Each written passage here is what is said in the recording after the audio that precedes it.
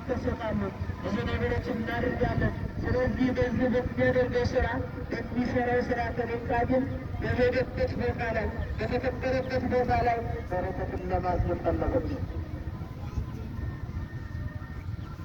ስለዚህ እኔና እናንተ በአደባባይ ላይ የመጣነው ምን ለማግኘት ነው?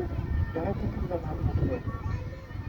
እግዚአብሔር ከመማኑ ምክንያቱም ዛሬ ነገረ ያን ቃለ እግዚአብሔር ምን ለማድረግ ነው? ለመስማት ነው፣ ለማዳመጥ ነው። ስለዚህ እግዚአብሔር ደግሞ ይህንን ስናደርግ በዚህ ተገኝተን እግዚአብሔር ስንፈልግ እግዚአብሔርን ደስ ይለዋል።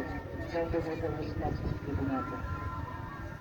በዚህ ምክንያት ይህንን ባደረገችው ሰዓት ግን በዚያው አጋጣሚ ይህንን እንኳ ክርስቶስ ቀድሞ ገብቶ ወደ ቤት በሚገባበት ሰዓት እየወጣች በምትሄድበት ሰዓት በሩ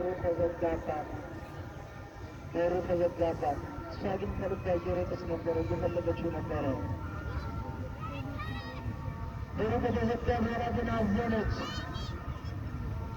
አለቀሰች። እግዚአብሔር ሆይ እውነት ልቤን መሻት ሰምቶ ከሆነ አስበው ከሆነ እዛ ባለበት ምን አድርገኛለች? አስበኝ እዛ ባለበት እንደ በደሌ እንደ ኃጢአቴም ይቅር በለኝ አለች።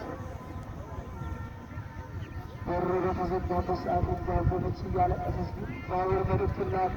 ምንም ለእናንተም ዛሬ በጭንቅ ባለንበት ዛሬ በተጨነቅንበት ሰዓት እግዚአብሔር መልእክቱን ልኮ መድኃኒቱን ይላክልን። እግዚአብሔር ሰላምን የምናወጣበትን ሰላሙን ይስጠን እግዚአብሔር።